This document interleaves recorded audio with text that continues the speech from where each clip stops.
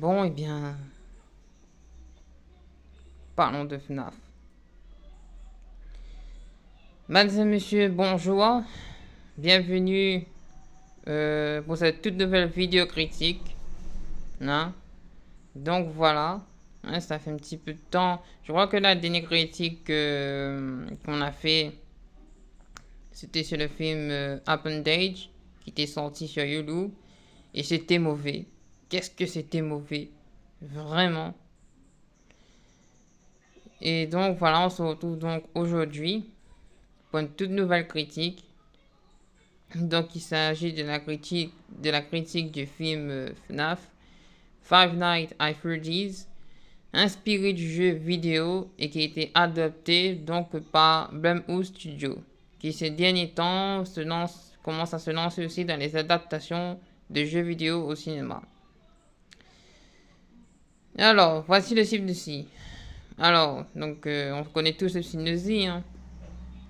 C'est l'histoire d'un vigile qui va surveiller une pizzeria une nuit et qui pendant 5 nuits, normalement, c'est pas bien difficile de surveiller une pizzeria une nuit, on parle peut-être de la fatigue, mais pendant 5 nuits, qui va surveiller donc une pizzeria et il va avoir donc les fameux animatronics qui vont commencer à se mettre à bouger tout seul.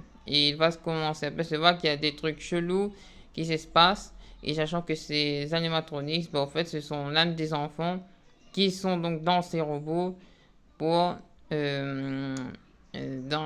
animatronics. On va dire ça comme ça. Donc voilà, et donc il va devoir aller avec sa petite soeur dans cette pizzeria. Et ça va pas être une tâche facile parce que bien évidemment, les animatronics vont influencer sa soeur. Donc voilà, et il va être accompagné aussi d'une autre vigile justement qui va l'aider à, on va dire, combattre ces fameux animatronics. Comment donc les vaincre. Donc voilà le synopsis du film. Donc je vous ai résumé par mon propre synopsis, hein. Donc voilà. Alors ce que j'ai pensé du film, franchement, je vous dis, je vais être honnête avec vous, il n'est pas passé loin du flop pour moi. Vraiment. Et à la limite, il était... Franchement, il frôle le flop quand même, hein. Vraiment. C'est vraiment la fin. C'est vraiment la fin qui sauve le film. La fin est plutôt bonne, mais franchement, l'opening scène, l'ouverture avec les animatronics, franchement, c'est très bien fait. Mais après, qu'est-ce que c'est long et chiant. Vraiment. Les acteurs, je les ai trouvés insupportables. Je les ai trouvés qu'ils étaient fatigants. Je les ai trouvés plutôt endormis. Hein? Et j'ai réussi même à dormir devant le film. Des moments où il n'y a pas d'animatronics, hein. Là, je parle hors animatronics. Et franchement, c'est des discussions sur discussions et c'est pas intéressant. Et c'est nul. Là, tout le film, je me dis, bon, ben, il serait peut-être temps de voir les animatronics. Hein? Parce que il serait peut-être temps vraiment. Malheureusement, les animatronics, si vous comptez voir du Freddy's Fazbear tous les 5 minutes ou tous les 10 minutes, ça va pas être le cas. Vraiment. Même les autres animatronics, hein. Donc j'étais un peu déçu vraiment là-dessus. J'ai l'impression que ce film c'est Godzilla en fait. Le Godzilla de 2014 là. De Gareth Edwards. Où on voit pas vraiment Godzilla, ben là c'est exactement la même chose. On ne voit pas souvent les animatronics. Vraiment, si vous comptez vraiment voir des plans avec des caméras de surveillance où le mec va surveiller les animatronics depuis la salle de bureau de surveillance comme dans le jeu, c'est pas du tout ça. Je sais, vous allez me dire oui, mais c'est une adaptation cinématographique, c'est pas obligé d'être 100% pareil. Mais ce que je voudrais dire, et je voudrais expliquer aussi à Monsieur Blumhouse, que l'identité de j'arrive plus à parler, Five Nights at Freddy's Night, l'identité du jeu, ben c'est les caméras de surveillance, hein, c'est ces putains de caméras de surveillance. C'est tout. C'est ça qui fait la force du jeu. C'est cette ambiance creepy, c'est cette ambiance... voilà, c'est cette ambiance où le mec, il doit surveiller et en faire attention de surveiller ses arrières pour pas ces animatroniques rentrent dans sa cabine de surveillance avec lui. Mais là, il n'y a pas ça. Il n'y a pas. Et à la limite, au début, un petit peu, quand il regarde sur la télé, mais franchement, mais il n'y a rien, rien, rien de tout ça. Vraiment, j'étais assez déçu. Vraiment, j'aurais espéré que ce soit vraiment qu'il allait utiliser ça comme exactement ils ont fait dans le jeu. Même Friday the 30 Night, Security Breach, il y a aussi ça dedans. Mais pourquoi là, ils le font pas? Putain, pourquoi? C'est. C'est désolant, vraiment. Et en plus, c'est dommage parce qu'il y a tellement de. Les acteurs pourraient être plus intéressants. Les scènes pourraient être plus intéressants. Mais non, le réalisateur n'en fait rien. En revanche, ce qui sauve le film, c'est vraiment les animatronics qui font vraiment bien le taf. Et je voudrais te dire, heureusement, je les trouve plutôt bien fait. Hein. La représentation de Freddy et ses amis, franchement, c'est bien fait. Hein, surtout Cupcake aussi, qui est l'un de mes personnages préférés de Five Nights at Freddy's, 9. Et franchement, là, oui, la façon dont les jumpscares sont faits, bon, après, pareil, ils auraient pu aller plus loin dans les jumpscares, hein. Ils auraient pu aller vraiment encore mieux s'améliorer sur les jumpscares, mais c'est déjà ça. C'est vraiment déjà ça. Là-dessus, il marque un bon point. Hein. Mais c'est pas les animatroniques, c'est le problème. C'est la façon dont il a utilisé le concept du jeu qui, je pense que le réalisateur, je me souviens plus du nom, a mal compris ou il a pas compris, ou il a fait semblant de pas comprendre. Comment dire ça? Le concept de FNAF. Faut pas oublier, pourtant au début, il la montre bien au début, hein. Il y a la caméra filme bien que c'est bien. Comment dire ça? Les caméras de surveillance, ça va être même l'enjeu de ce film, quoi. C'est eux qui vont permettre de. C'est pas ça. Et que le vigile va savoir qu'est-ce qui se passe dans cette pizzeria, dans les autres pièces alors. Parce que dans les autres jeux, c'est comme ça, c'est grâce à ces caméras de surveillance qu'on peut voir qu'est-ce qui se passe dans les autres pièces. Mais là, il se balade de pièce en pièce et on regarde un peu à droite et à gauche. Et on sent pas la peur, on sent rien du tout. Franchement, il est tout le temps dehors, il est à peine dans la cabine de surveillance. Il est à la cabine de surveillance quand il commence son heure du soir. Mais après, c'est tout, après, basta, quoi. Et je trouve que c'est vraiment complètement foiré là-dessus. Et puis, depuis quand tu amènes ta petite soeur au travail? Qu'elle est censée travailler de nuit. Enfin, tu es censé travailler de nuit.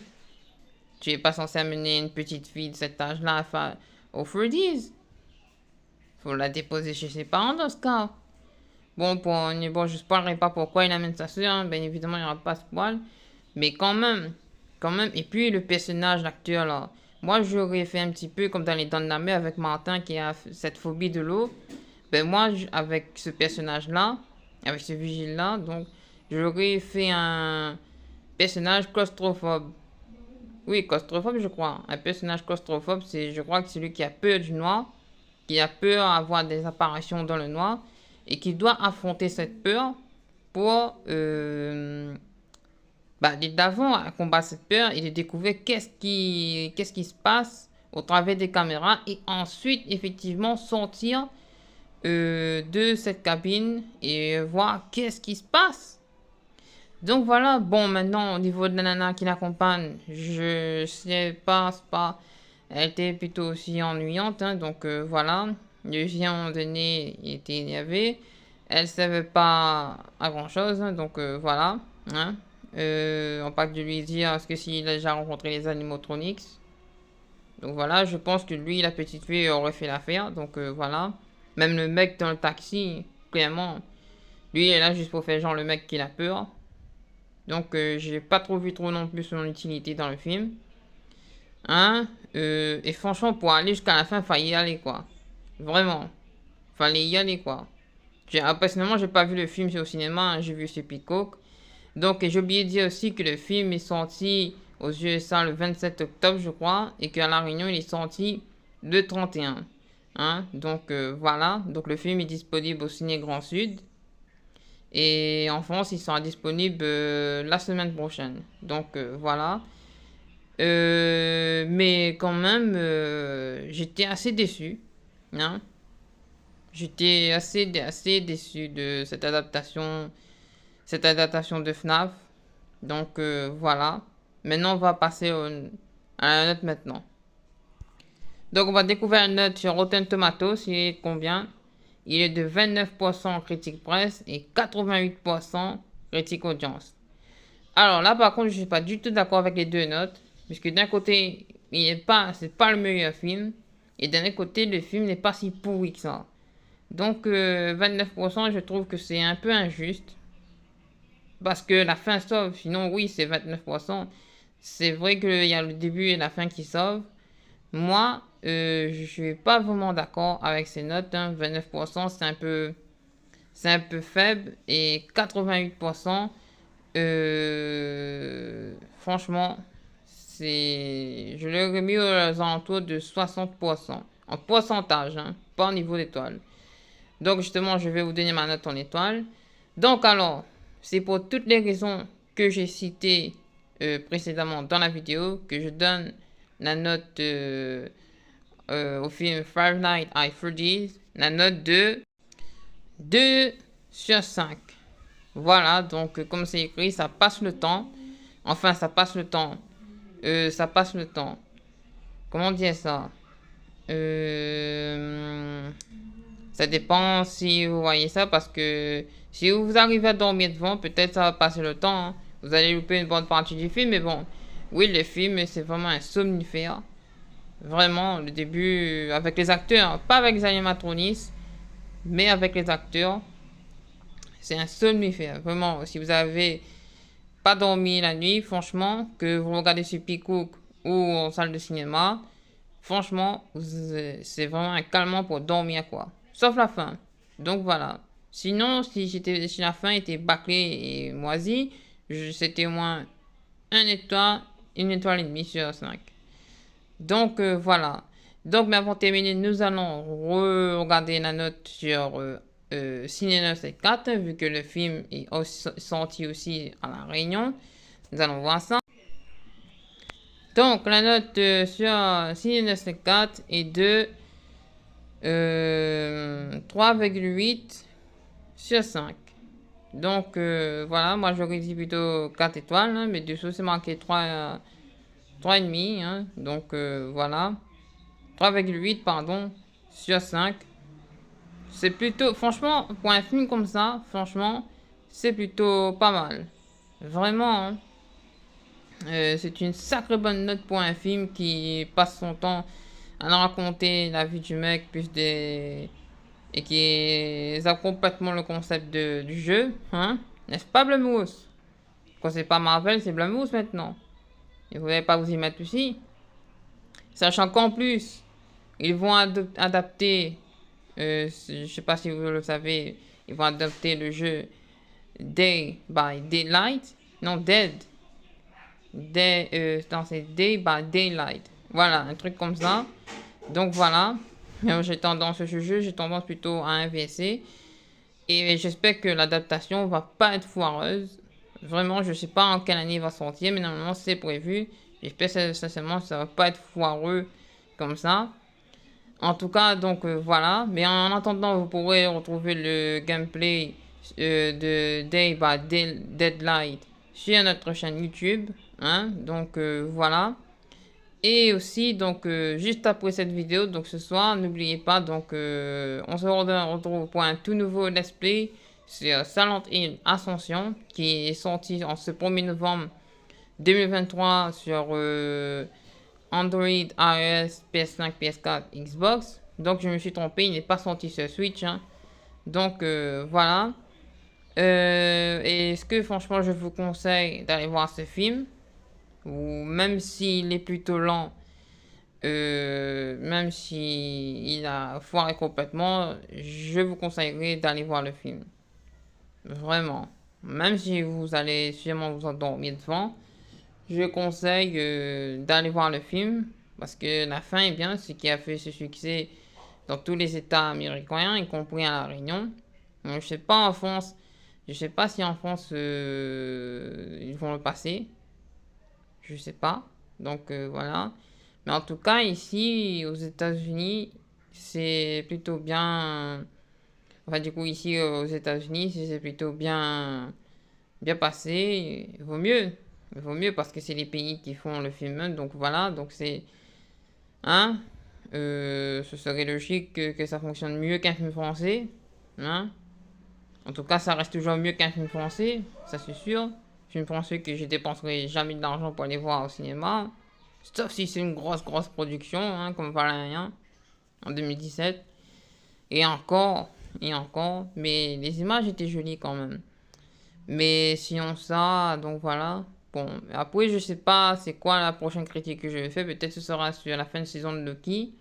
Et ben je vais regarder aussi la nouvelle série centrée sur Godzilla qui va sortir sur Apple TV. Quand il sortira donc, je ne sais pas non plus. Ils sont le 17 novembre je crois, mais j'ai pas Apple TV. J'essaierai de regarder ça sur un thing de streaming quand je pourrai. Mais bien évidemment, il y aura la critique. Hein. Je ne veux pas trop tarder pour faire ça. Sachant qu'il reste plus beaucoup de temps, il reste plus beaucoup de films. Donc voilà. Sur ce, n'oubliez pas de vous abonner. Merci et à très bientôt.